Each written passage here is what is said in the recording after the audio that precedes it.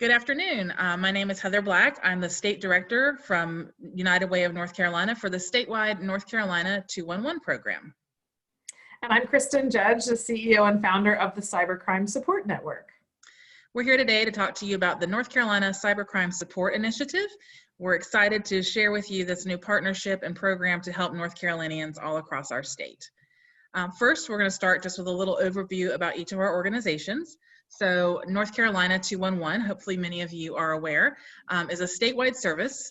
It is simply those 3 digits, dialing 211, which reaches our 2 call centers, one in Durham and one in Asheville, where we have free, confidential, and multilingual call center help. This is a service administered by United Way of North Carolina, and it is a fully statewide service to all 100 counties. Whether you have a United Way locally there or not, we do help North Carolinians statewide. We have a wonderful staff of empathetic and patient call specialists. All have had at least 80 hours of training and have now had specialized training in cybercrime and learned a lot about that. On a regular day-to-day basis, our staff accesses a database of over 19,000 health and human services resources. Typically, we're helping our callers with what I call the daily disasters in life, the daily crises in life. How am I going to pay my rent? How am I going to put food on the table for my kids? I just learned my mom has Alzheimer's. What does that mean? How do I act as a caregiver for an aging parent? So we have a very robust database of resources to help people with things like that. That same database of resources is also available on our website at nc211.org, and you can search for those as a self-initiated search or call 211. And we're proud to be a member of our state emergency response team, and that is a big part of the role that we take here in North Carolina as well. So in talking about our day-to-day work, but also our disaster work, in 2019, we handled just under 134,000 calls for just those day-to-day needs that I mentioned, things like housing and food and mental health resources, and had almost 400,000 individuals use our website to search for resources for themselves. We also, over the years, as part of the state emergency response team, have acted in a disaster response category, in a disaster response role. The state can ask for our help, and often do, for things like hurricanes. During Matthew and Florence, we handled in total 31,000 calls. And in March of this year, we were activated by Governor Cooper as part of the state's COVID-19 response, and we've handled over 115,000 calls to date as part of that statewide response. And we're just so proud of the work that our team has done. We've all been working remote since March and have handled all of those calls while working remote. We also have a text platform that we initiate during a disaster situation and have over 70,000 individuals subscribe to that text platform so that we can push to them important information that they need to be aware of, kind of as breaking news type information that we coordinate with, in this case, DHHS and emergency management. Kristin? Thank you, and it's such an honor and pleasure to partner with United Way of North Carolina 211. And we came to them and asked them to participate in this because we knew of the great resources that they had and the ability to help people. And so we said, could you please help us now with another group of folks that maybe haven't called you before? And so our goal too is to make sure that even more people in North Carolina know about 211 services. Our nonprofit was built to do one thing, serve consumers and small businesses impacted by cybercrime. And to do that, we partnered with the United Way 211 in North Carolina, Rhode Island, Mississippi, New Jersey, Florida, Michigan, and now North Carolina, obviously. We're so excited to work with these great partners to help the victims find a place to go. We also built a website called Fraud Support that we'll share with you a little bit more about, but our goal is to make sure that cybercrime victims have somewhere to go to get the help that they need. And so we were not originally a victim services organization, so I made sure, we're also not a law enforcement organization, so I made sure to partner with those kinds of organizations around the country. And so you can see here, we partner with the National Center for Victims of Crime, state police organizations, and so on, because this really is a problem that we need to have all kinds of different partners and all kinds of different resources available for the victims. We're also a public-private partnership. We get funding through CISA at the Department of Homeland Security, and we also get funding through the Office for Victims of Crime at the Department of Justice. on top of the private sector who sees the value in supporting the victims of cybercrime. So we really are a public-private partnership. So here in North Carolina, the work that we're doing is actually through a Victims of Crime Act grant that was awarded to us through our North Carolina Governor's Crime Commission. We're very grateful for the funding that's allowing us to partner in this way. We do need to disclose, of course, that what we're sharing with you today and our opinions and plans for this program are not a direct reflection of the views of the North Carolina Governor's Crime Commission, the Department of Justice Office for Victims of Crime. But again, we're really grateful and proud that they saw our program as being worthwhile to be funded. So what is the problem we're trying to solve? As we kind of have already alluded to, we know that there are individuals out there who maybe have already called 211 or maybe they've not. But we know that there are millions of Americans, millions of North Carolinians who are victims of cybercrime and online fraud each year. And often those individuals don't know how to report, don't know how to begin the process of recovering from that crime. And because of that, we don't even really know the true impact of that crime because so often people do not even report it. And as a result, whatever reporting does happen tends to be pretty siloed or segmented out. And therefore, it's really hard to aggregate what the true impact to our communities, our state, and our society is.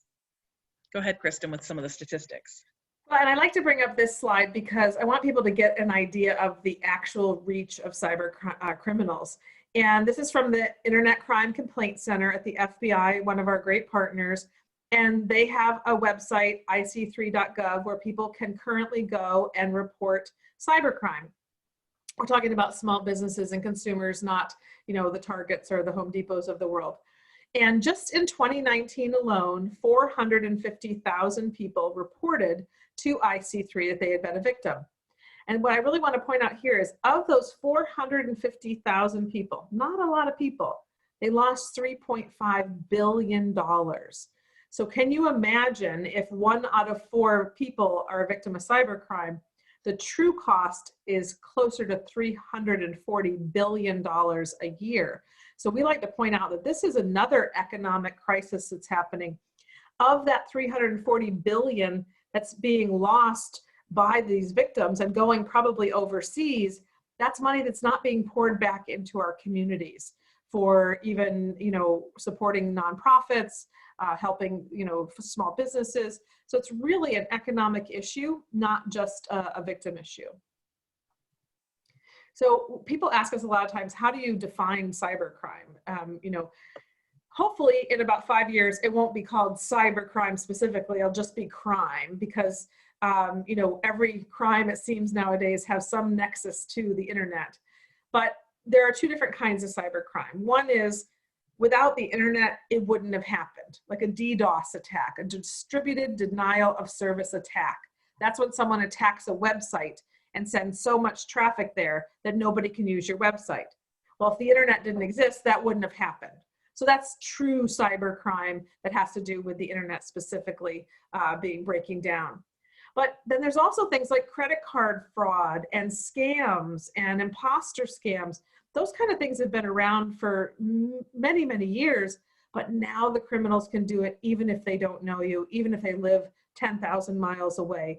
So the regular type of crime and scams and fraud that we're used to is now just exponentially happening more often because people can get to the victims from anywhere in the world. This is a small example of the crime categories that the Internet Crime Complaint Center uses. And you can see here things like credit card fraud, corporate data breaches, fraud and romance scams, charity scams, a lot of those going around with COVID, ransomware and phishing. I'm sure many of you have heard of those things, but this is another category list so you understand what we talk about, what we mean when we say cybercrime. Heather, you want to take this one? No, I think it's a great example though about the reason we're trying to do this. We recognize at 211 that many of the calls that we take are ones that maybe at one point would have gone to 911. We never want to try to replace 911. We value them as incredible and important community partners. So we always want to make sure our callers are educated that if they are in imminent personal danger, that they always call 911. But we know that because of that, 911 needs to be available for those kind of disasters. They might not need to get the calls about YouTube being down or something happening on the internet. So that's the other reason that we're hoping 211 can help our communities, can help by offsetting some of those calls that maybe a 911 center shouldn't be responding to or shouldn't have the added burden of. We're hoping to continue to partner with law enforcement all around our state. We've had some great conversations already at the state level about how we can help, how we can work together in collaboration to make sure people do have a place to call. These kind of calls do tend to take a while to let somebody share their story, to have that empathetic person on the other end of the phone, but make sure that 911 is there for the true emergencies, the life-threatening emergencies that they need to be there for.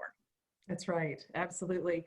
And so at CSN, we did a little bit of research before we started fraud support or working with our 211 partners, and we found out that 1 out of 3 Americans that we surveyed, adults 18 and older, were victims of cybercrime within the last year. Gallup poll says it's closer to 1 in 4. Even if it's 1 in 4, that's 50 million Americans a year. And one of the things that we thought was really important, 91% of the people we talked to wanted law enforcement to know what happened to them. They wanted to report to law enforcement. So our 211 partners are helping people fill out the IC3 form so that law enforcement can know what happened. But the people who said, I want to report to law enforcement, they knew they probably weren't going to get their money back, but they thought if law enforcement knows, maybe they can stop the next person from being a victim. And then we asked people, how would you like to get help? Where would you like to go? And of course, a 911, 211 simple number was the #1 choice. Then some people said they wanted a website. Some people wanted a smartphone app, or some people actually wanted to see someone in person to get the help. And as you can imagine, these preferences broke down based on age. Many of the seniors wanted to talk to someone on the phone. People like my 23 and 25-year-old talking on the phone is just crazy that their generation doesn't do that. So we realized we needed to do all of the above to make sure we could take care of people of all ages. So we've been able to do that with our partners. So that's really where this solution came in. And again, as Kristin mentioned earlier, when CSN approached us, I will admit, first, I didn't quite see how it fit into our business model, but then I came to really understand how this all came together. One, because many of the same people who are victimized by cybercrime are the people who are already calling 211. We talk to a lot of vulnerable populations in our state, older adults, lower income individuals, people who typically are isolated, who are very likely to fall prey to a cybercrime. So the ability to go ahead and use our existing infrastructure, the fact that we also have 24/7, 365 capability and availability, just like our partners at 911, just makes sense to use 211. And again, that ease of a 3-digit dialing code. It allows us to use our skill set where we already have a robust database of resources and just build that out to include resources about reporting, recovering, and then beginning to hopefully reinforce and teach about how to be safer. We also want to be able to partner in our communities with law enforcement, help them get the information that they need to see trends where they're happening, to hopefully take community action if they need to. We have our fantastic network of United Ways all around the state who have great relationships with law enforcement in their communities, who are doing a great job of helping that. And then, the third piece that I think is really one of the magic pieces of this partnership is that 211s do have that database of health and human services basic needs resources. Sadly, often when somebody is a victim of a cybercrime, they tend to lose a good chunk of money. So if someone's lost a large chunk of money, are they going to be able to pay their rent? Are they going to be able to put enough food in their pantry? Do they now have some mental health needs because they have been victimized and perhaps they're embarrassed, they're depressed, they've now become even more isolated from friends and family who maybe think they're foolish for having fallen for a cyber scam. So at 211, we have the skill set and we have the resources ready to help that caller get everything they need, report that crime, but also get all the other resources you need. And so this just gives you a little diagram here of how we're going to do that. I do want to point out that our very first goal is to make sure the person is safe. If they are not in a safe situation, so if they've been threatened perhaps through a cyberbullying or a cyber stalking, we are going to get them to law enforcement. And because of our partnership with emergency management, we do have the 10-digit PSAP numbers for every county in the state. So our staff is armed with that information and able to help. But assuming our caller is safe, we then will listen to their story, understand what's happened to them, and using the resources provided to us by our partners at Cybercrime Support Network, help them with reporting, filling out that IC3 form, and then giving them referrals to any other agencies that they might need to contact to report their crime and recover from it. That could be our Attorney General's office, our Secretary of State's office. It could be a local law enforcement who's indicated they would like to know about things. It could be making sure they understand how to report something to their credit card company and how to report a fraud there, or check their credit score rating with one of the credit score monitoring companies. And then again, as I mentioned, making those traditional 211 referrals to Health and Human Services to make sure they have everything they need.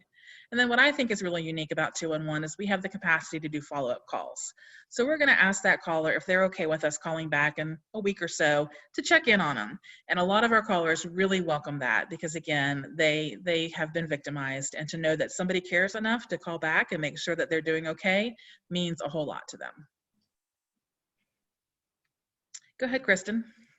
So the crime categories that are being served by 211s now that we're seeing really didn't surprise us.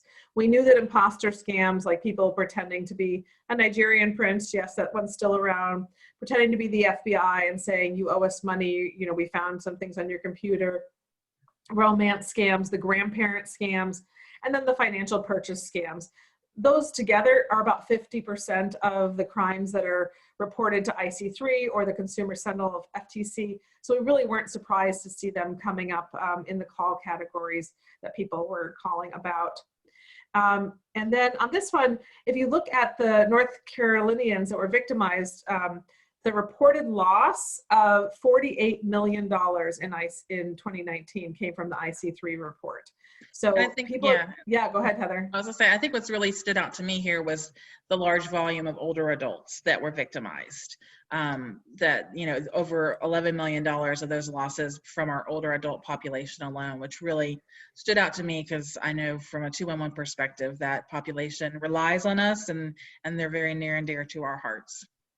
Yeah, and you know, it comes up a lot of conversations that we have too in trainings, that people think, oh, well, seniors are just vulnerable. And I always like to say, they're not vulnerable. They just have more money. No one's going to try and hack into my son's account at 23. He doesn't have any money to steal. So of course you're going to go after the folks who have the money. So we have to make sure that we're respectful of our seniors. And I know that's part of the magic of 211, because you all understand that. Yeah. So I do want to tell you about an older adult, Sally, who actually, this is based on a real call. Sally is not her name. We've made that up. But Sally called us actually just a few weeks ago. She is about 75 years old, and she's from Western North Carolina. And she called 211 and talked to one of our new cybercrime navigators, who they've literally been in this job for about 60 days. She called to explain about a text that she had received in September, and it appeared to be from a friend of hers. So she, you know, took it as being legitimate. And one of the messages that her friend sent told her that Sally, had won $90,000. Sally was really excited about that, because she, you know, would love to have an extra $90,000. Who wouldn't? And she trusted it because it came, in her mind, from a friend of hers. The texting back and forth between Sally and this friend continued. Sally did think it was a little strange when the friend said that Sally needed to put some money up front to get the $90,000, and that money had to be in the form of untraceable gift cards. But again, she was really excited, and she thought this was her friend that she was communicating with. All in, Sally used her own credit cards and purchased gift cards as she was directed to do, and she spent $150,000 of her own life savings, and of course never received the $90,000 prize that her friend had promised via the text. So Sally learned about and called 211 for our cybercrime program. As you can imagine, she was upset by the time she called us. She was actually in tears when she spoke to our cyber navigator, explaining how she's now on the verge of bankruptcy. Interestingly, she had actually already called the FTC and the FBI on her own before she called us at 211. So I'm not sure exactly who provided her the information to tell her to do that, but we were happy to know that she had checked those boxes. Our cyber navigator worked with her though, and also encouraged her to contact her wireless phone provider and her credit card companies, because both of those tools were involved in the scam. And then the navigator gave Sally a referral to a local agency in her community that provides free legal service, in hopes that they can also help Sally protect the assets that she still has, so that she doesn't lose any more money and can maybe make whatever adjustments she has to make to her long-term plans. But just an example of the very real stories. So I think what's important to think about here is, for somebody like Sally, an older adult, or anyone really who has been taken that way, victimized in that manner, if we hadn't had a 211 portal for her to access, what would she have had to do? This is just a small example, a very well-organized example of the kind of maze of places that she could have called. And I think it would have been incredibly overwhelming for someone in Sally's situation to try to determine which number to call, who to call, keep track of calling all these places. So to have a 211 call specialist who's been trained on this topic, who was willing to listen, and only have to listen once and tell her story once, is really important for someone like Sally in this kind of a situation. And then the other thing that's coming soon is we have received additional grant funding, or reallocated some of our grant funding to create a peer support program here in North Carolina. And I think Sally is a perfect example of someone who will benefit from this kind of a program. This will be a program led by a social worker, and it will allow individuals like Sally who have fallen for scams to work together. It'll obviously be in a virtual environment, whether it's phone or a webinar like this, where they can share their experiences, share what they learned through them, support each other in helping to not feel maybe as isolated and depressed and lonely, and to work through those feelings and emotions of feeling victimized. So be on the lookout for that program. We're hoping to get that launched hopefully before the end of the year. I know Kristin and her team are working really hard on it as well. But when I heard this story about Sally, I thought, I am so glad we have the peer support program coming. Exactly, and that's being mimicked after a really successful program that was started by Debbie Deem, who is FBI victim services agent in California, and she had all these seniors who had been romance scam victims calling her for help, and she didn't really know what to do from her position in the FBI. So she, on her own, not on her own time, but in her own idea, she started this support group, and it's been so successful. So we're really excited to be doing that in North Carolina statewide soon. And as we talked about earlier, there are some people that want to talk on the phone. Some people want to use a website. And part of the reason I started this entire Cybercrime Support Network was 6 years ago, someone asked me if I could come in and train their 911 dispatchers on what to do with all these new calls they didn't know what to do with. And in our research, we sat down with some of the dispatch centers and said, what do you need most when it comes to cybercrime? And they said, number one, I need training so I understand what this stuff is. But number two, it'd be great if you just had a website and I could send people to that website and they could get the help they needed. And I didn't feel like I have to just hang up on them and say, I can't help. So we built fraud support and it launched November of 2018.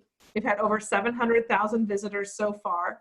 This is the lead-in page, and you can see, you can come in here if you're a business, a small business, or you're an individual and you need some help. And you're going to talk about what you need help. You're going to click a couple times and you'll get to some resources. But I also want to point out at the bottom, we have some special resources for children, teens, and young adults, older adults and their caregivers, and then resources for military personnel, veterans, and their families who are disproportionately targeted. And we just got a gift from Craig Newmark, the founder of Craigslist, to build a stronger, more robust military campaign, making sure that we are letting those folks know about the risks. So be on the lookout for that. So if you click on I'm an individual on fraud support and I need help with, you'll get these 5 boxes. And so these are 5 categories that the general public can understand. So let's say that you were a victim of a financial purchase scam, you think.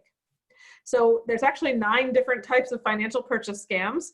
So it gets a little more complicated here. And depending on what happened to you, you might go to a different resource. To Heather's point earlier, there's a lot of resources, but finding that right one. And this is something that can help support our 211 call specialists also, so they can see how to navigate this. So if we go to online shopping scams, it starts by telling me, here's the first action steps I need to take. And first few things I should do. And then it takes people through, now how do you report? How do you recover from this incident? And then how do you reinforce your security after the incident? And recovery doesn't always mean getting your money back. But if someone loses a very large amount of money and gets to us within 24 hours, the FBI local field office may be able to help with that. And we also believe it's important to help people reinforce their security and be safer after they've been a victim, because they're really paying attention to it. So, and it's COVID time, and so there are dogs barking in the background. All good. So then we did a great partnership with Google called Scam Spotters. And the Scam Spotter website helps people determine whether or not they are being a victim of a scam. So I'll let Heather take this for just a minute here. Okay. Yeah, so this is about just taking time to slow down and really look at something before you make a decision about it, not being rushed into a situation online, to always look up and determine the authenticity of something. So a bank, an agency, or an organization, if somebody's calling you specifically phishing out to you, you want to validate that they are who they say they are. And of course, never sending a payment or personal information or something like a gift card like Sally did in response to a request that you receive online. Thank you, Heather. And if we could just say to people, never send a gift card to a stranger. That alone could save millions and millions of dollars for victims. And then on fraud support, we've also been building out downloadable assets that you can download and share in your own communities too. So everything that we've created there is there for free for you to download. So take a look at some of our great resources. Around Valentine's Day, we do the Red Hearts, Red Flags campaign to give people information about romance scams. We also have our YouTube page, Cybercrime Support Network. And on here, we have 1-minute videos about what do I do if my social media has been hacked? What do I do if I'm being cyberbullied? And it's really great resources that are quick and easy to understand and really good to share. So sign up for our YouTube page if you can. And North Carolina is one of the 5 pilot states for our work that we're doing with the Department of Homeland Security. And in this information sharing pilot, what we're doing is we're piloting a reporting form that will be used by people in North Carolina through fraudsupport.org. And then we'll be able to share threat information with groups like the Fusion Center, the state police, and whoever is able to digest that information and potentially do something about it in North Carolina and our pilot states. So through our CISA funding, we worked with the Aspen Institute, who had done a lot of research on how do you get seniors to report cybercrime and what kind of form do you need to have. And so we're really proud of the work that we've done with NSPARC at Mississippi State University. And we created this very simple form that will be on fraudsupport.org in North Carolina, hopefully in mid-October.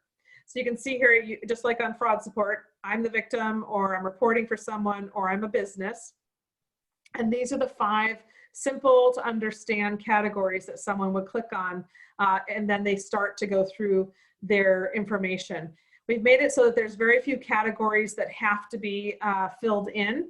And if you notice on the far left, when someone finishes that section, it'll turn green and they can always go back to it. If someone says that there is no information available for witnesses or offenders, then that area will just go away and they'll only have the pages to fill out that they have information for. So we hope that this new reporting form, because it will be centralized and we will be able to share information with federal, state, and local law enforcement and consumer protection agencies, we're hoping that this can help increase the number of reports that happen. I think it will. It's a great tool, definitely. So as we kind of come to a close here, we just want to kind of reinforce to you what we're hoping to achieve. One, we of course want to make it easier for people to report, which we then think will increase the amount of reporting here in North Carolina. Of course, our goal is to help people recover from being victimized if they are victimized. But of course, giving them more resources, education, and outreach ahead of time so that hopefully less North Carolinians are victimized. So again, an overall decrease in crime and re-victimization here in North Carolina, eventually all around the country.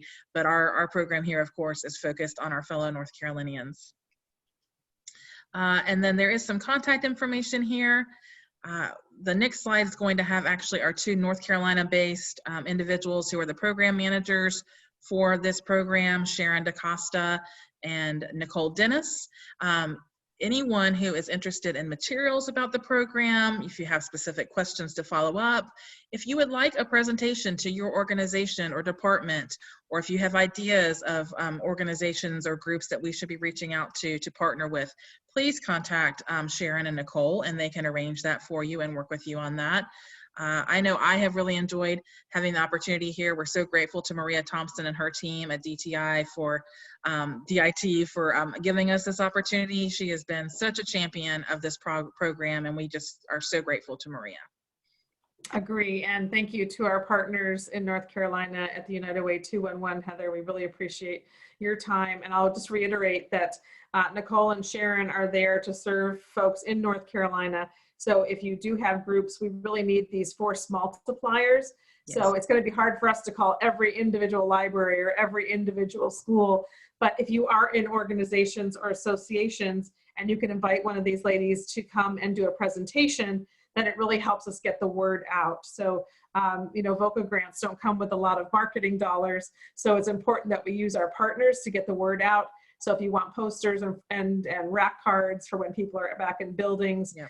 Nicole can even work on maybe a newsletter article that you could send out to people. We already have one ready. We have one ready. Beautiful. So great. So yeah, however you can help us communicate, but we need those force multipliers in getting the word out to people so that the citizens know that this great service is available. Team at 211 is ready and waiting and able to help. So again, thank all of you for your time today, and hope you continue to have a great symposium and learn lots of wonderful things to continue to help our state. Thank you.